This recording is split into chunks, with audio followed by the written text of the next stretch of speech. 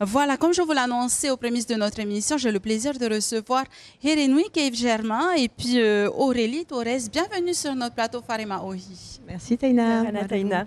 Alors, pour commencer, eh bien, la présentation, c'est important de rappeler un petit peu l'histoire qui est derrière la création de ce magnifique centre. Oui, alors Happy Aura, c'est avant tout une histoire de rencontre.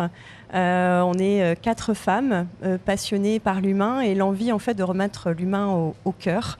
Donc on a toutes les 4 des expériences différentes et puis on s'est rencontrés voilà, dans les aléas, enfin, voilà, avec Hérénoui on s'est rencontrés en formation de médiateur, on parlera de la médiation tout à l'heure. Ensuite il y a Marie qui était déjà dans le bien-être en entreprise. Et puis, il y a eu d'abord Nelly et puis ensuite Aurélie, que vous verrez tout à l'heure aussi. Pareil, cette envie en fait, de pacifier les relations. Et voilà. Et justement, quelle est la vocation principale de Happy Aura ? Alors, la vocation principale, c'est l'accompagnement de l'humain. L'humain dans tous les domaines d'application, donc ça peut être dans le domaine familial, dans la sphère privée, mais aussi dans la sphère professionnelle, et ça peut être en situation de conflit. Donc là, on intervient avec nos casquettes de médiateur ou en situation de projet. Donc là, on accompagne les personnes, ça peut être individuellement ou en groupe. Les personnes ça peut être monter un projet où il y a besoin de coordination, où il y a plusieurs intervenants, faciliter la communication. Voilà, donc le cœur de nos activités, c'est vraiment l'accompagnement de l'humain. Et dans cet accompagnement-là, on peut intervenir soit en tant que médiateur ou en tant que facilitateur dans des groupes ou pour des individus. Voilà. Et en tant que formateur également ? Oui, on est centre de formation. C'est ce qui nous avait permis aussi de nous faire connaître. On forme aux outils relationnels, donc comme disait Hérénoui, la gestion des conflits, la communication non violente. Ça fait partie intégrante de notre métier. Et puis aussi, quand on parle d'humain, on parle de relations clients, on parle de relations avec ses collaborateurs, de management.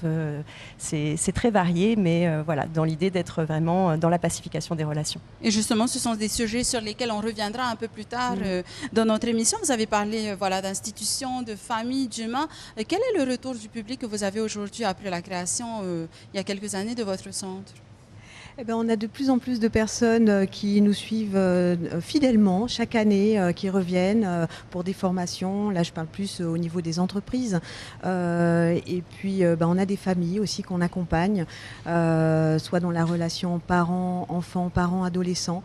On accompagne aussi des ados dans leur objectif. Ça peut être d'améliorer la confiance, de prise de parole, etc.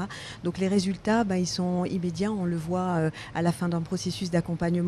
Les retours, ça peut être quand on a offert un espace d'écoute, ça peut être je me sens soulagée, j'ai comme un poids en moins sur mes épaules, ça me fait du bien de raconter, etc. Donc la première chose, c'est déjà offrir cet espace d'écoute et ensuite avec des outils de coaching, accompagner les personnes à petit atteindre un objectif désiré.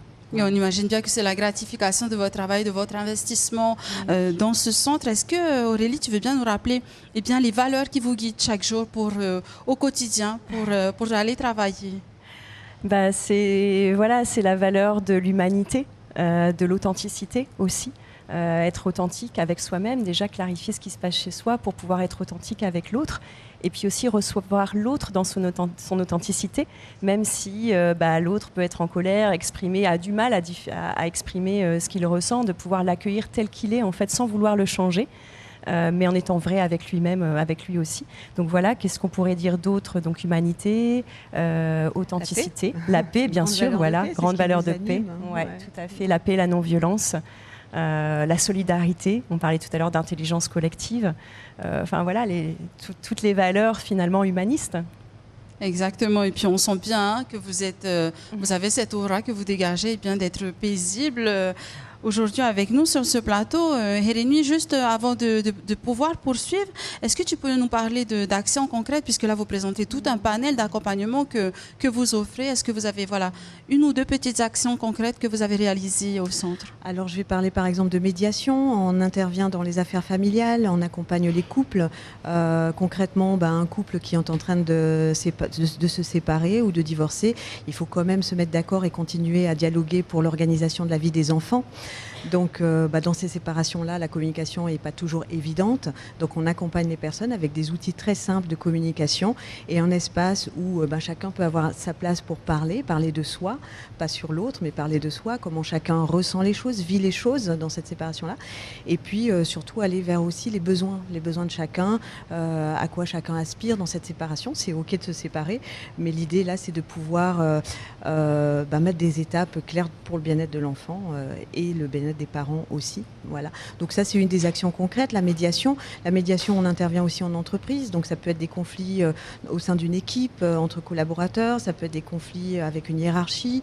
Voilà. Autre chose concrète, l'accompagnement individuel en coaching. Donc ça peut être en milieu professionnel, des coachings managériels par exemple. Et justement, on reviendra sur ça un peu plus tard avec toutes les trois, puisqu'on sera rejoint dans quelques instants par Aurélie Braque. Oui. Merci à toutes les deux. On va faire une petite pause. On se retrouvera juste après. On va partir, nous, du côté des Toi Mon Tour, rejoindre Éméré qui doit se régaler avec du Korori là.